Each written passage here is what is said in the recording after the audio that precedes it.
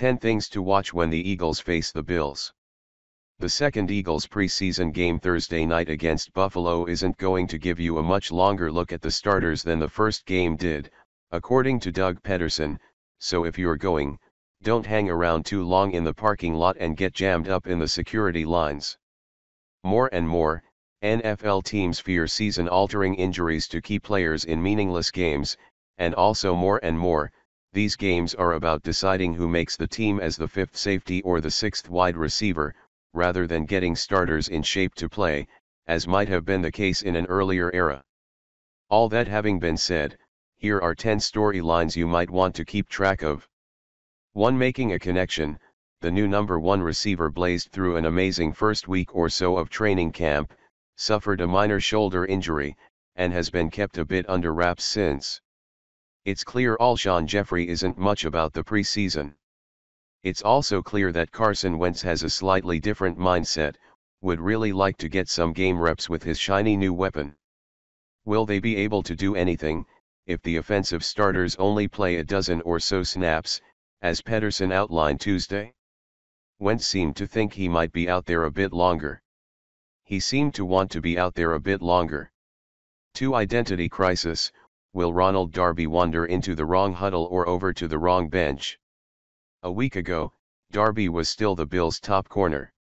Since being traded to the Eagles last Friday, he hasn't seemed totally comfortable with the idea of playing so quickly, not because the opponent is Buffalo, but because he is still in the early stages of learning Jim Schwartz's defense. But the coaches seem to think they can give Darby some simple assignments: press this receiver, then run real fast downfield with him, and get a look at their brand new major acquisition for a series or two, at least. In camp practices, he was effective right away, whether he understood the scheme or not. 3. Playing the slots.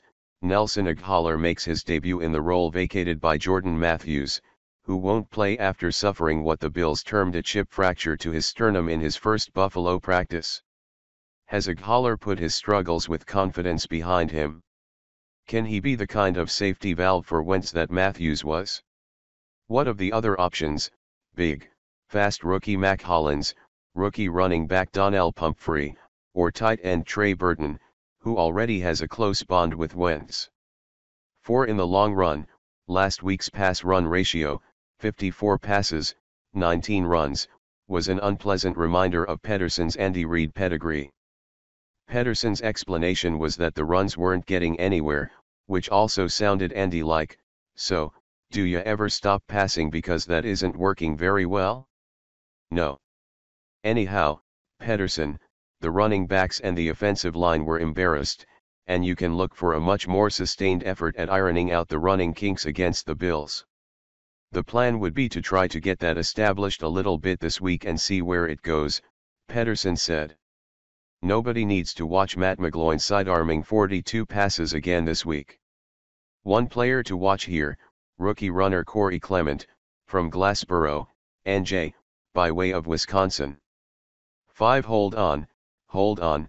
Nico Case probably wasn't watching last week, when the Eagles and Packers combined for 10 fumbles, and she's lucky, it wasn't pretty. Lots of talk about ball security this week. I felt like we were a little sloppy and loose in the second half, with some of the turnovers, Pederson said of the preseason opener. 6. Point of no return. After watching the adventures of Donnell Pumphrey and Greg Ward trying to return punts at Green Bay, management went out and signed Rashard Davis, a 5'9", 175-pound undrafted rookie from James Madison who had spring tryouts as a returner with the Bears and Jets. So presumably we'll see Davis, wearing number 4, doing that against the Bills. The real punt returner is still Darren Sproles, but at 34, he isn't going to be risking injury in the preseason, and the team obviously needs a capable backup. 7. Line dance. Jason Peters is away on a personal matter and isn't expected to play, meaning Lane Johnson moves to left tackle and journeyman Matt Tobin takes over at right tackle. Though Brandon Brooks seems pretty much over his ankle strain, the prudent thing would be to sit him again and give Chance Warmack another start at right guard. 8. Not so special. Dave Phipp's proud unit was caught flat-footed on a 68-yard punt return for a touchdown last week, not at all a welcome sight, especially when you add it in with the previously described adventures in punt returning. Expect a little tighter, tougher showing this week. 9 Shady business. Sean McCoy indicated he was less than pleased with the trades that took away wide receiver Sammy Watkins and corner Ronald Darby, bringing corner E.J. Gaines and wide receiver Jordan Matthews, but mostly bringing second and third round draft picks to an organization that seems to be in teardown mode. Shady is 29 now, and those draft picks probably aren't going to do him much good.